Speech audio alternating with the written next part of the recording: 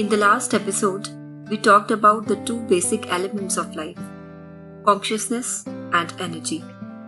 We also covered in detail that the purpose of all yogic practices is to make us realize the supreme power, the God, or in other words, to take the human consciousness to become one with the supreme consciousness. If you haven't yet listened to the previous episode, then I suggest you to please go back and listen to that first to make full use of this episode, in which we will understand the two terms human consciousness and supreme consciousness a bit more before I talk about the levels of human consciousness. Before we move ahead, I would request you to just sit still with your eyes closed and visualize all you are going to listen to. Why I am saying this is, no matter how much I explain, nothing will have much meaning unless you have your own realization. Consciousness simply means to be alive and aware of something. You are aware that you exist. The phone in front of you isn't aware that it exists. That's the fundamental difference between a living being and a non-living object. The physical aspect, no matter how sophisticated it is simply a manifestation of energy. The consciousness that we have is just a piece of cosmic consciousness wrapped in the physical covering of our body. It is essentially the same, yet seems different only because of this cover.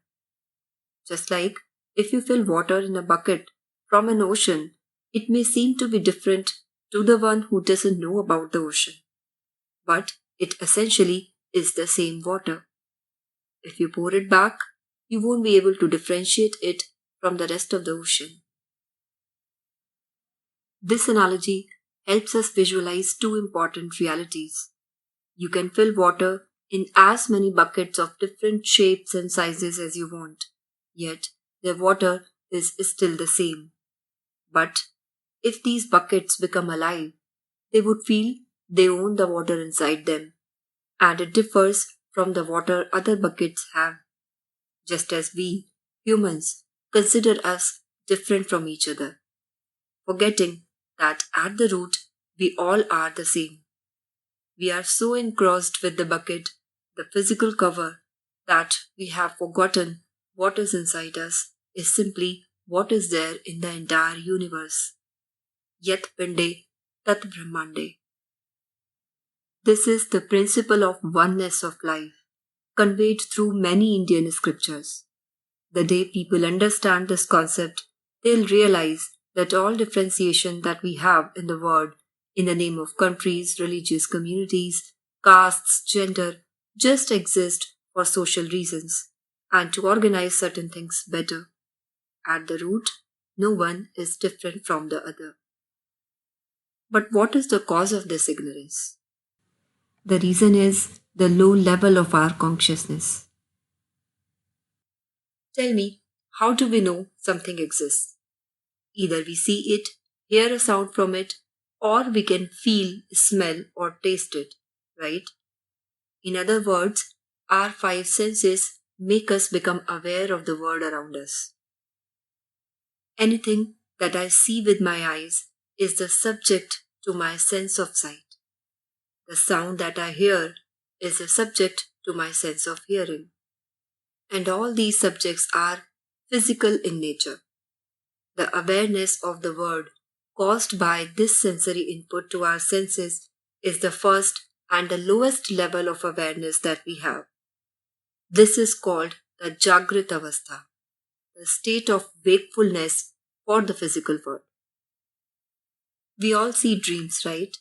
We hear sounds and we see people as well, isn't it? But whatever we see in our dreams, does it exist physically at that time? Or whatever sound we hear in our dreams, is it produced physically? No, it isn't. But our senses definitely receive some input from somewhere, right? This is the subtle input generated by our mind as a result of the combination of our memories and imagination. At the time of dreaming, we are not aware of the physical world, but we are aware of this subtle input.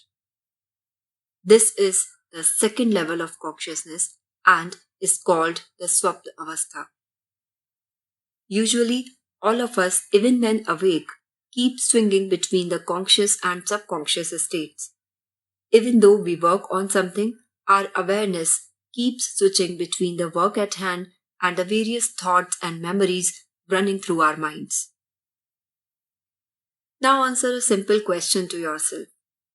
How do you feel after a sound sleep, which is not disturbed by too many dreams? Do you feel relaxed, peaceful? I believe yes. But when do you feel it? When you wake up from the sleep, right? That means when your senses were not receiving any physical or subtle inputs because neither you were aware of the world nor you were in dreams and your mind was completely thoughtless, you didn't feel the peace. You only felt its effect on waking up. The time when you had peace, you were not aware of it. This state is called the Sushupti Avastha.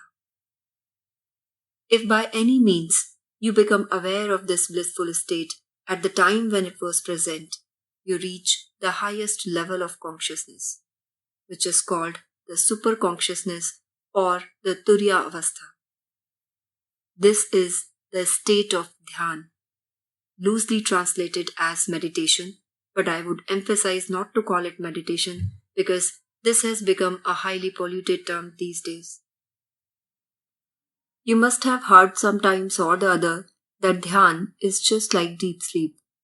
It's true in the sense that in both cases there is no awareness of any physical or subtle input through any senses, which brings us to a peaceful state. But in deep sleep, we are not conscious of this peace, while in the state of Dhyan, we experience this peace, which is a huge difference.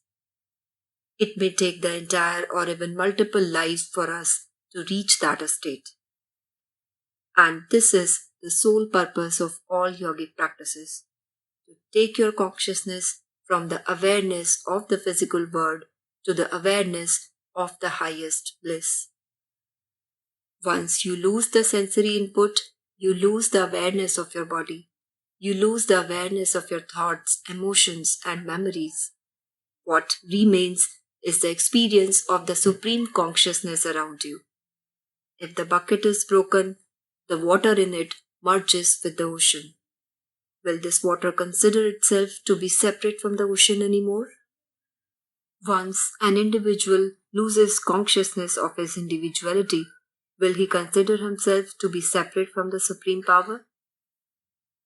When we lose ourselves, we find him. May we all reach that state someday. Thank you for listening. Stay tuned, as in the next episode, we will understand how is it possible to achieve a balanced personality with Hatha Yoga practices. Whether you are interested in knowing the higher states or not, a balanced personality is something you would definitely want to achieve and strive for. So I hope to have you with me in the next episode. Thank you and have a good time.